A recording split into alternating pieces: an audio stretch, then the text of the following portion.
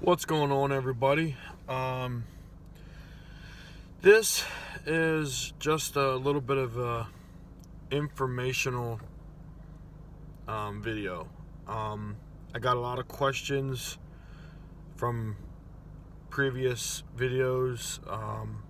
I've also am a member of a big group, Second Amendment group online, who me and a fellow member really stay up on top of everything that's needed, and quite a few of our members wanted to get some clarification on some things, so I figured I would jump on here real quick. First, HR38 went through committee last Wednesday, and it passed pretty easy. They tried a whole slew of amendments. They pretty much all of them got shot down. A couple passed, but nothing that's not going to kill the bill. Then it goes to the Rules Committee, and this is where they attach HR4477 to it, which is the Fix NICS bill. Which, don't get me wrong, people, I am not a total fan of the bill itself as written. It leaves the door open for veterans and other loopholes, people who can't pay their bills on time, I guess, in layman's terms, or people who need help managing their money if they get Social Security. It leaves the door open for them to put them on the list. Not that they will, it just opens the door. But I agree that the NICS does need to be fixed. People need to be responsible for not inputting the information correctly. These people in Texas that got shot, the guy should have never had a firearm. And that's because they didn't input the system. So it's not that the gun did it. It's pretty much human error most of the time is the problem. Keep adding laws and doesn't do anything if people aren't doing their job. So I agree that the NICS fix is a good idea. Just the language could be better. That said, I understand why they added it to HR38. So as it was put together, it went through the Rules Committee, where more amendments, which started off about 13, it ended in 25 that were brought up. Pretty much all of those got shot down too.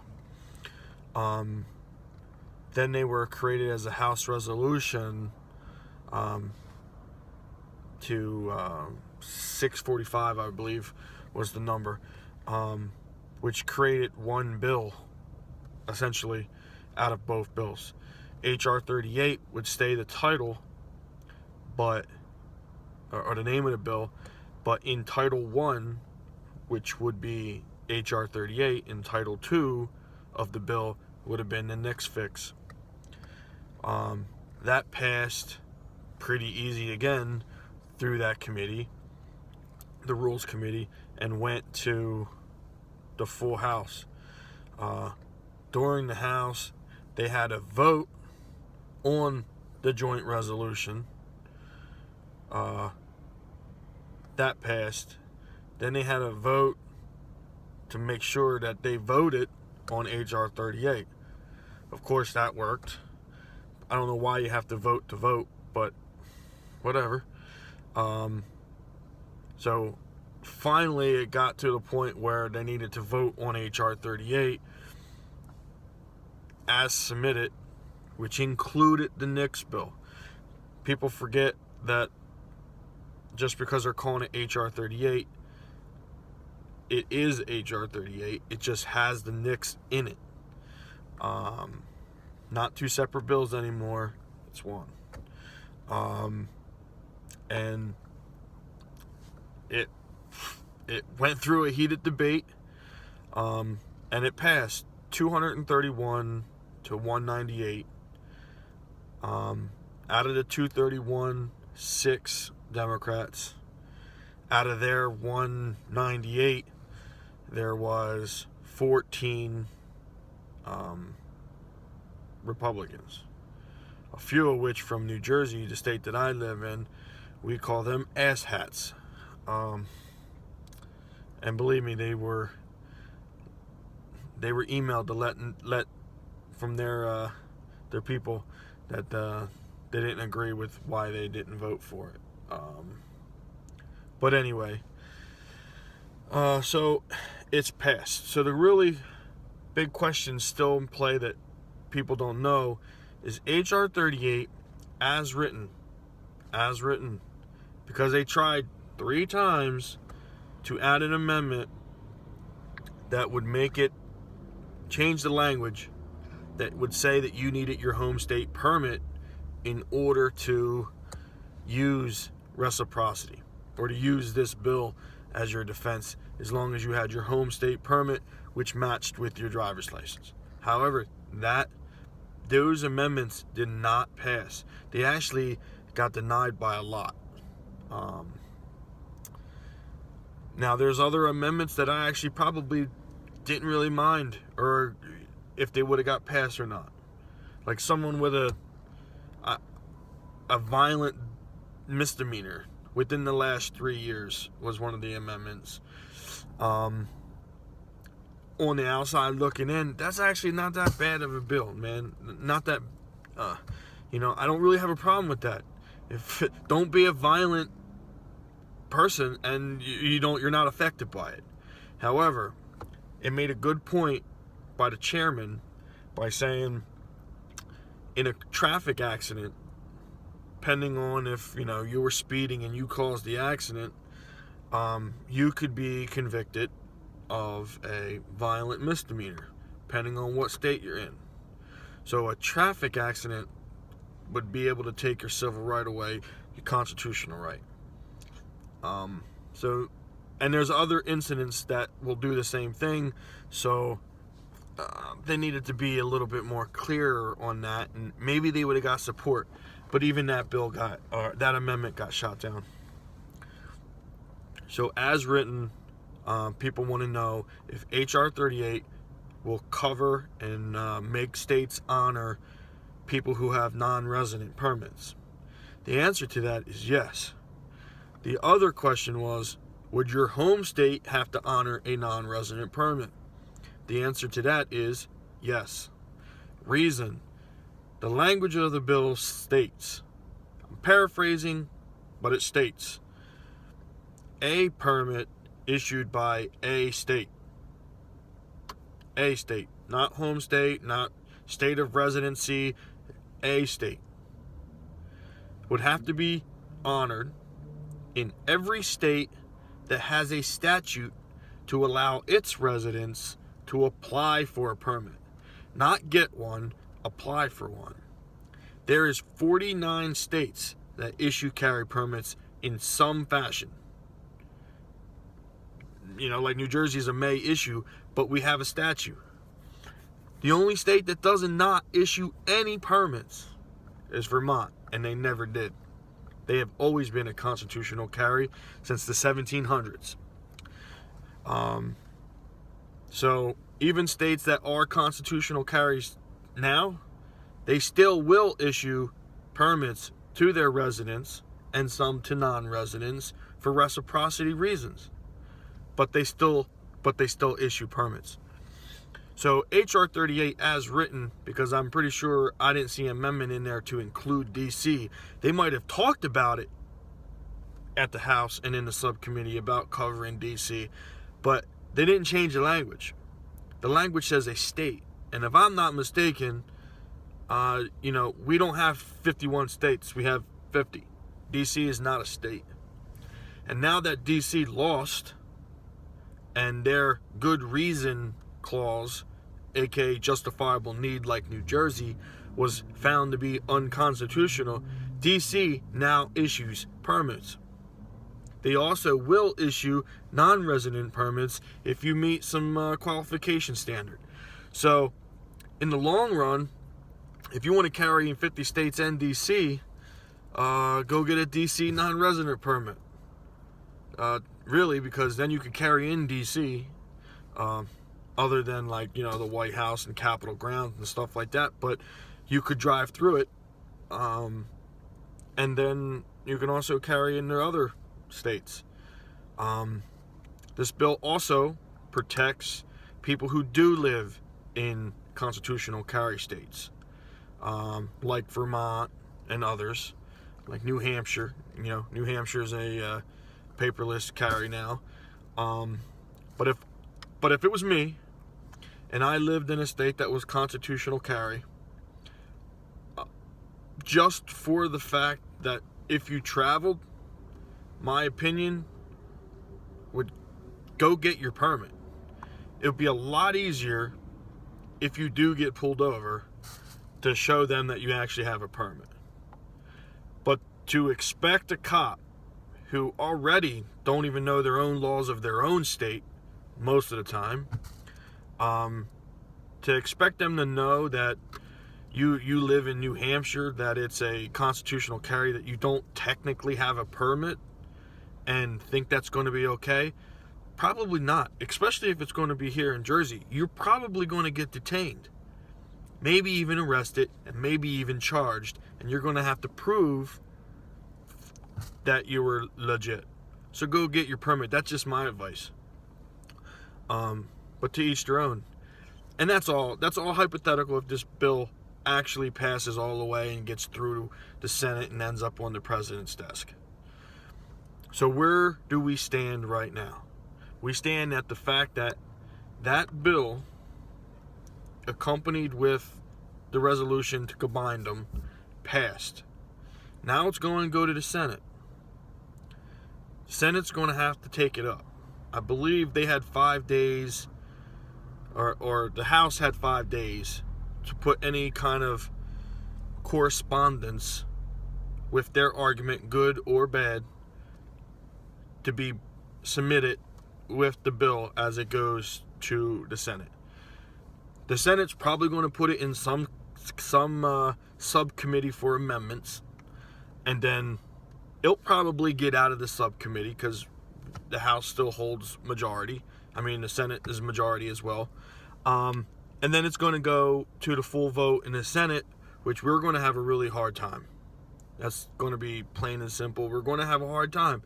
One, because they already are making a strong effort to kill the bill before it even gets over there, saying that they are going to oppose this and tell their senator friends not to vote on it. So they already have that intention to kill the bill before it even has its day. But we do have the majority over there, so we could lose two, and it'd be 50-50 vote. At a 50-50 vote, the vice president, who's a Republican, is the tiebreaker. We get 51 votes, we win. However, in the Senate, they can do a filibuster, meaning we need to have 60 votes to get it through. It's not a death sentence, though.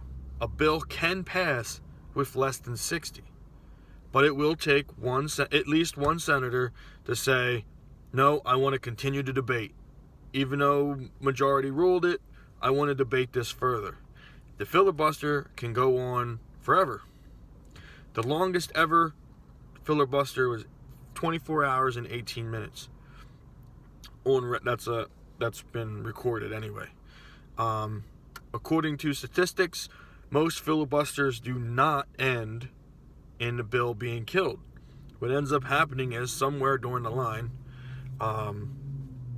amendments are added to it to basically make the other senators happy. So if this is the case, I can really see the bill getting amended to how should I say it? Change the language to make sure you need your home state. I think that if that was put in there, though it would suck for everybody in the 5 anti-gun states who have non-resident permits, I feel that it might be a last-ditch effort to get it through and get the votes. It's really up for how, I guess, debate. There's also one other thing I wanted to clear up a little bit. The text of the bill states that you have to follow, even though you're in a different state, you have to follow that state's laws regarding where and how you can carry concealed a firearm. So if you go into a state that doesn't allow you to go into churches, you can't go into a church. If you're in a state like Pennsylvania, I believe you can actually carry while you're in a bar in Pennsylvania. In New Jersey, you cannot go into a bar. You can go into a place that serves alcohol, like an Applebee's, but you can't go into a bar. And bar has a definition of where it makes 80% of its revenue off the sale of liquor, something along those lines. So just because you can carry in the state, you have to be mindful of where you can go with it. You have to follow their laws. But another section of the bill, I think under C1, Section 2, states that when the word handgun is used in the bill, it's to include a magazine and its ammo. And if you read the bill, it says that if you're legal allowed to carry it, if that particular handgun is legal in your state, then when you're traveling, you can also carry that handgun. So that makes you believe that if you are in a state that allows 15 round or rounds, magazines bigger than 15 rounds, like some Glocks are 17 rounds, and hollow points are also legal in your state, then you could come into Jersey where hollow points are illegal, and anything bigger than a 15 round magazine is also illegal. So it's kind of weird because it's a gray area, because some of the language is saying that since we are saying that if it's legal to possess a handgun in your state, then you can do so when you're traveling. And that handgun counts magazines and ammo, according to the definition in the bill's language. So that would make you think that you could carry into here. But the other part of the bill says you have to follow their laws. So that really does need to be clarified, cleaned up a little bit, because New York City is an 8-round magazine limit. If you're traveling from New Jersey, for example, which at the moment we're allowed to have 15-round mags, if you drive through New York and you have to go through the city to get to wherever you're going on the other side, and you get pulled over for a broken taillight, or you switch lanes without using the turn signal, and I'm not sure if New York is a duty to inform or not, but just say it is, and you let them know that you have a firearm in the car that you're carrying, and here's your license. And according most of the time during being detained, that they're allowed to detain you for a reasonable time frame to ensure that your permit is legit. By doing so, a lot of the times they will disarm you and hold it until they prove, not everywhere, some places, they will hold it until they prove you, and then they will give you your firearm back, just to make sure that you don't pull it out and shoot them. They're trying to be safe, and that's kind of understandable. But during that process, they can easily undo the mag, see what you got in there. You got a 17-round mag with hollow points. They're going to arrest you. I almost want to guarantee New York City is going to arrest you. Though the bill gives protections to people who use HR38 as their defense, you're still going to be arrested. My best thing to tell everybody is, if this bill passes and you're going to carry, especially out of state or in state for us in Jersey, you better get some insurance like US or USCCA, or something. You better have some kind of insurance that's going to cover you if you need a lawyer. Because I'm telling you, you're going to need it if you get busted. You might be right. You might be completely vindicated in court. But I don't know about y'all, but I can't afford a 2A attorney, and at $300 an hour or whatever they're costing, I might be able to get the first hour of their time, and then I'm fucked. So, get the insurance. If you're going to carry, get the insurance. That's probably a more responsible thing to do anyway. Who wants to pay an extra $30 a month for something, or $17 or whatever, depending on what package you get? Who wants to do that? But to have the peace of mind that, I'm covered, at least financially, if I need a lawyer, and they will even help you get a lawyer, that's worth it to me, especially if you're traveling in or through these anti-gun states.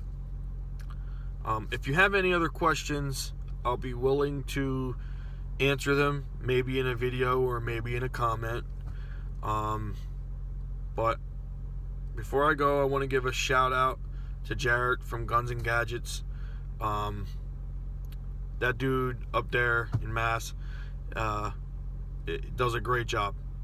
He is on it, way better than I am, for countrywide stuff. I typically like to go right here local, but Guns and Gadgets, you should check out his YouTube channel.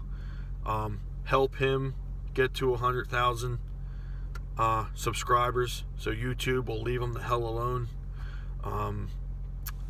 because really they demonetize his videos, and YouTube, come on, freedom of speech, but they like to hurt these 2A channels. So all I can say is check him out, listen to some of the stuff he says. He's really up on his game. Please, if you do have any questions, leave a comment. Until next time, peace.